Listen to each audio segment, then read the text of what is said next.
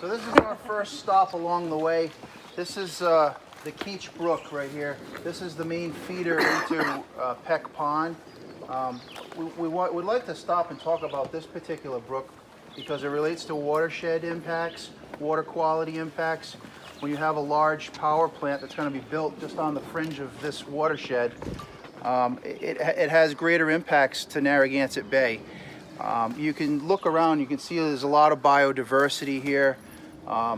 The water quality impacts from construction runoff, siltation, and long-term accumulation of these pollutants over time degrade water quality. They impact the bay. And we felt that it was very important to draw this as an analogous site because at the proposed Invenergy site, there's two brooks very similar to this and more critical in nature. The Armed Brook, Iron Mine Brook and the Armed Brook are both adjacent to that site and will be directly impacted and altered as a result of the construction. So it's important that you see what it's at stake here as far as water quality is concerned, and that's where we thank the Nature Conservancy and Save the Bay for coming out and talking today at the press conference because this is where they're integral in discussion points here. So I mean, if you just want to take a minute, listen. Kate, if you hear any... May I jump in that? My name's Paul Dolan. I managed this area in the late 80s all the way to 1999. And part of the things that we really want to look at is what the water is here has made a long trip. And it's gone through the majority of the George Washington management area. They were talking about George Washington is about 3,500 acres in size. This has gone through 3,000 acres up to this point. If you've noticed anything, you've changed the habitat here. When we left the pavilion, white pine, some red pine, some hardwoods. We're looking at a different ecosystem here, primarily the hemlocks, and these hemlocks have done well. They really haven't been affected by the hemlock woolly doge, which hit this place about 15 years ago. And you can see the wildlife itself. Right at the mouth, going into Pulaski or Peck Pond, is a beaver dam. So we got a lot of things going on. We got blowdowns, we got, nature looks stagnant, but it's not. It is always moving. There is always something happening. Trees are growing, animals are surviving.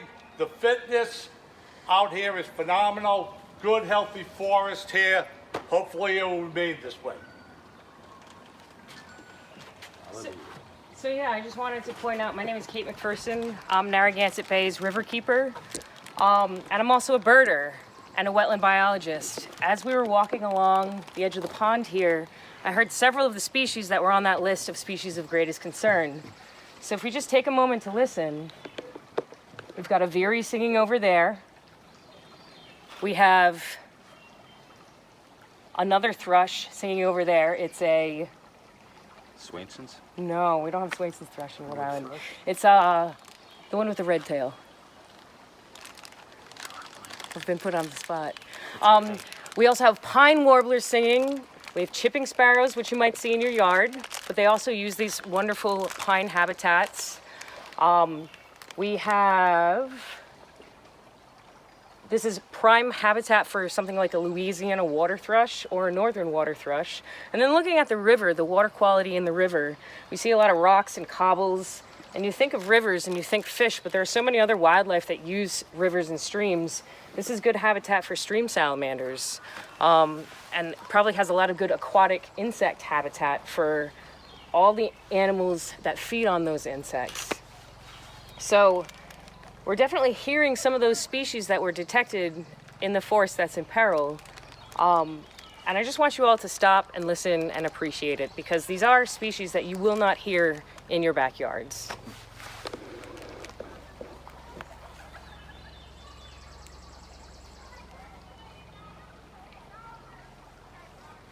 Very nice. Good job. Take note of a lot of dragonflies around here too. There's probably some species that are of greater concern right in front of us here. We may not even recognize them, but there's hundreds of dragonflies floating around just this one area.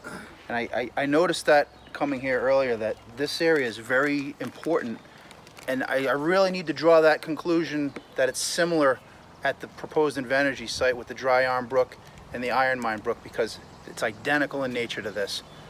Let's carry on, folks.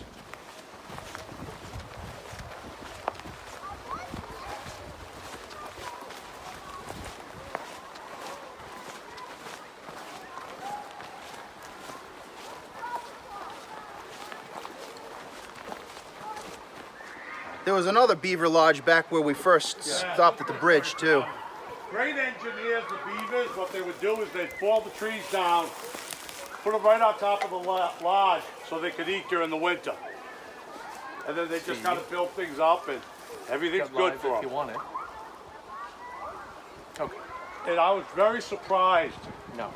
Everyone said, you know, they go after aspens and the softwoods.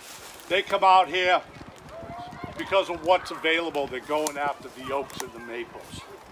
So it was amazing what they were eating. You can see, yes. You don't know how they survive, because normally you put a wedge and you fell in a certain way instead of cutting all the way around and hope for the best. Do I feel lucky today?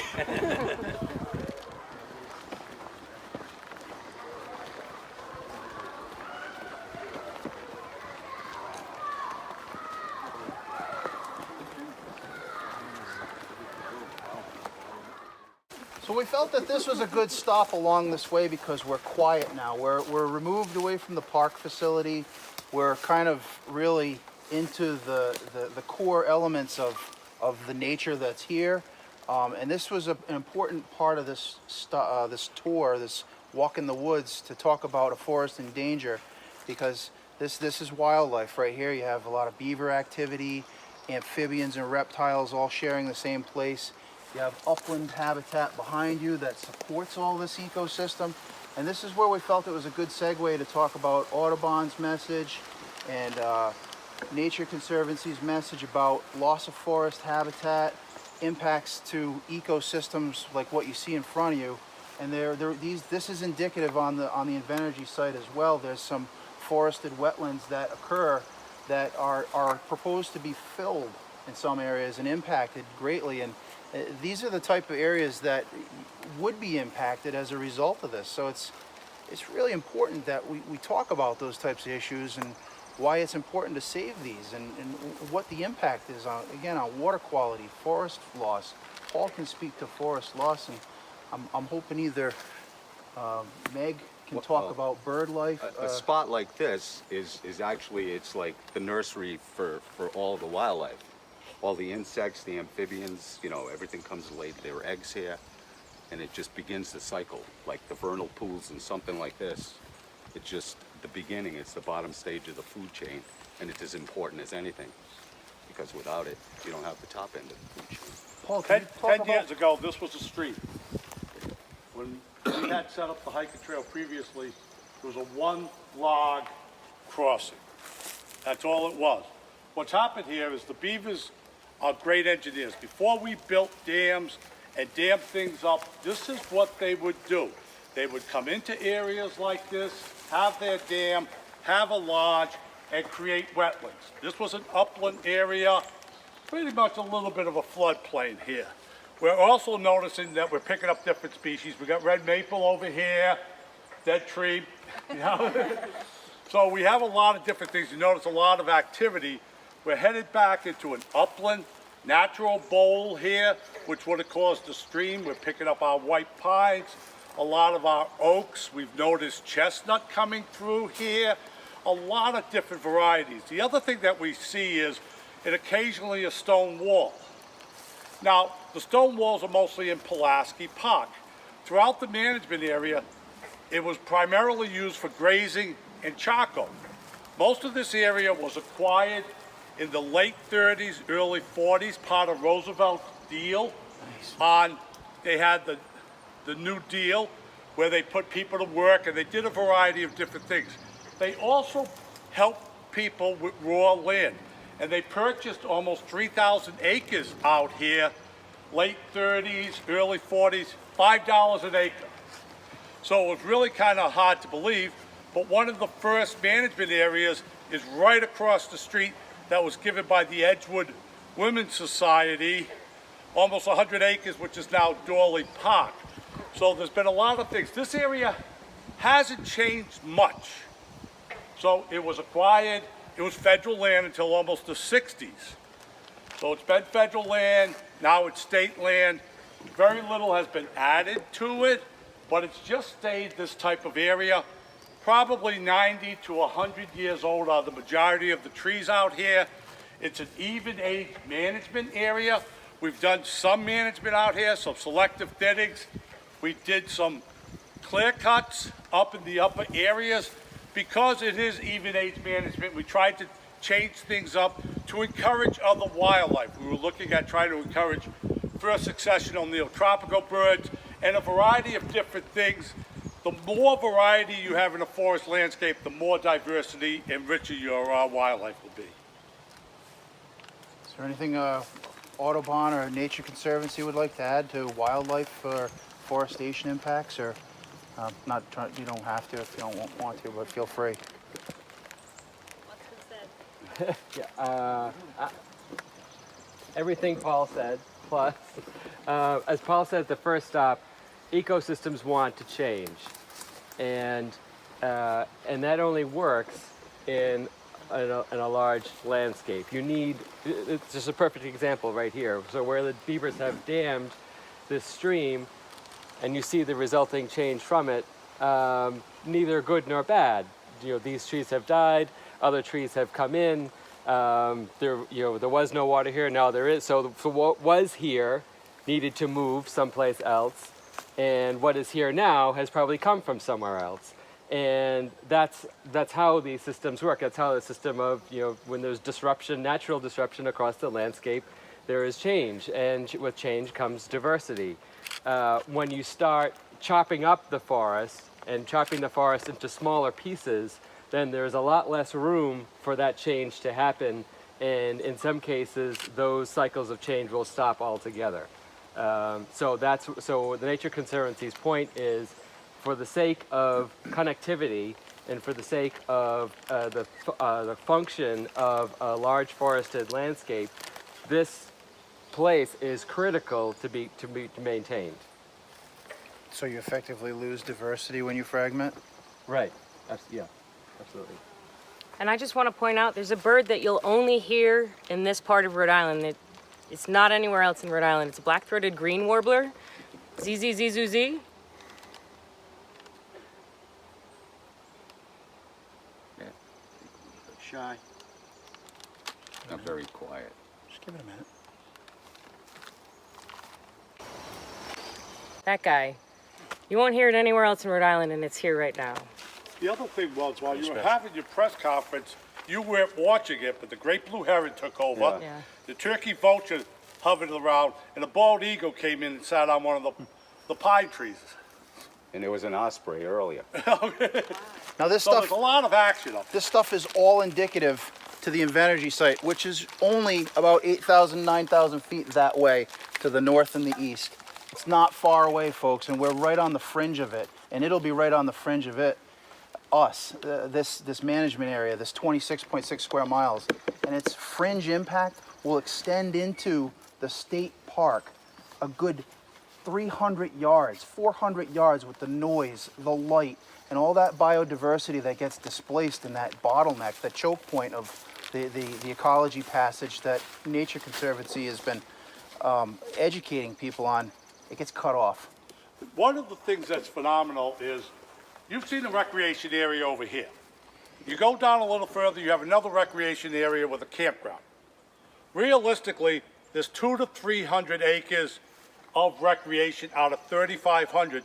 This is very indicative of national forests and other areas where 10% is generally heavily used by the public. The other 90% is for the benefit of the citizens of the state or of the country producing what they do. They give us oxygen, they give us diversity, they do a lot of different things. They clean our water without having to treat it. There's a lot of things going on here. Thanks, folks. Let's continue on. There's a log down.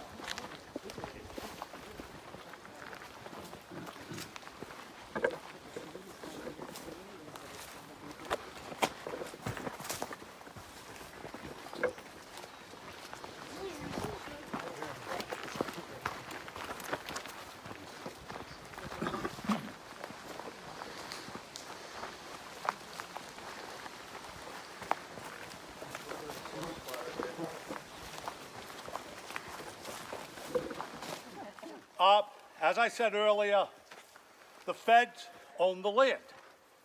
If you go back to headquarters at George Washington, that was a civilian conservation corps camp. If anything, heavy fires during the 30s and the 40s, because the forests looked different. Brushy area, quick heavy fires. The forest wasn't mature. Open burning was very common. People would burn their fields. The railroad started fires. So they came up here, and actually, the Civilian Conservation Corps built the majority of the trails throughout the management area. These are fire pods. So you'll be able to come in here, back a fire truck in there, suck the water out. The hydrants aren't here. There is no public water, so it's very difficult. So this is what we relied on. Usually it was very difficult to go into a stream or something because it wasn't stable. This is a very stable area. You're able to drop the suction hose, off you go. 90 years old. Cool.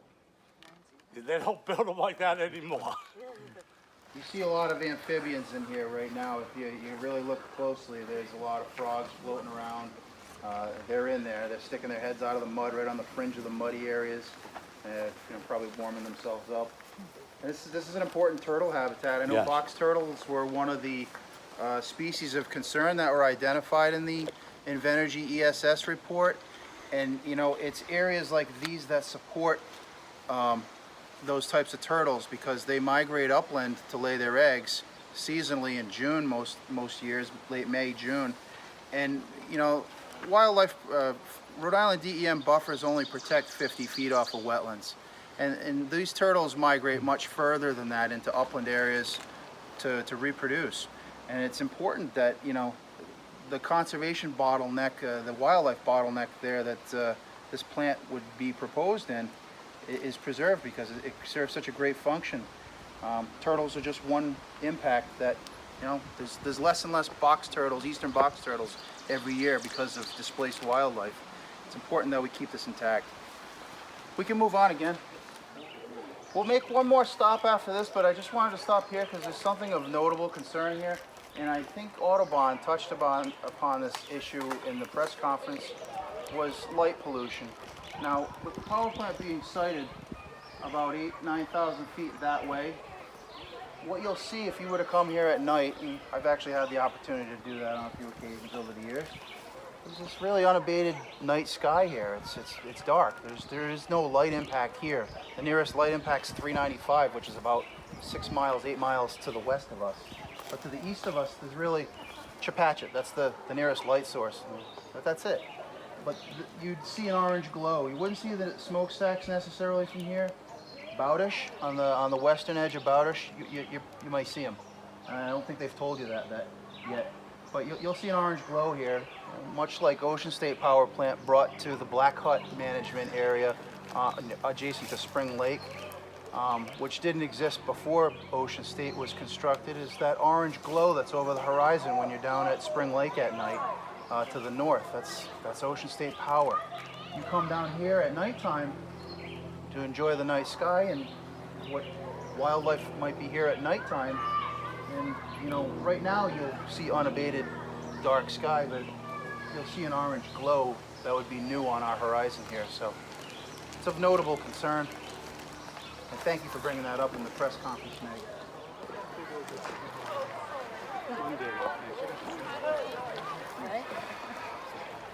Here we go.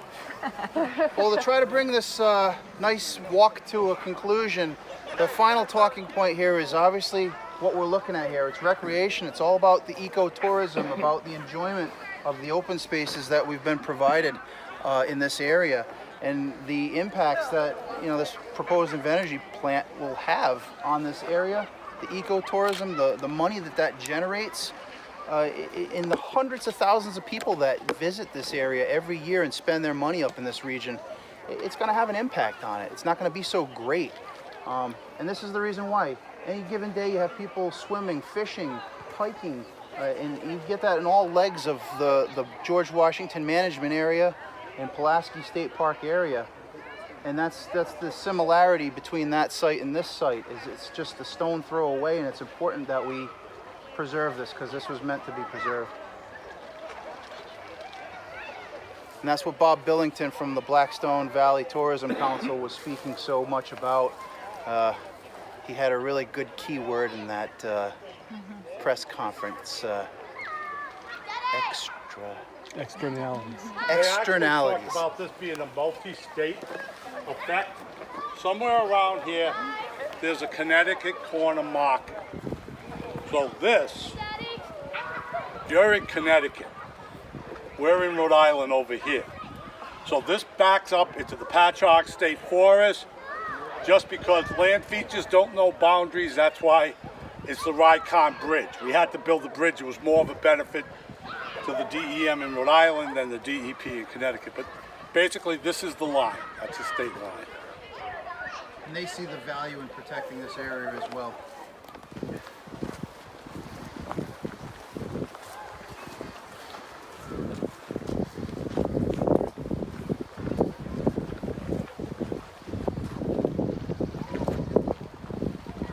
Mr. Froggy. Say something. Hi. Mr. Froggy says please don't build a power plant. Nice.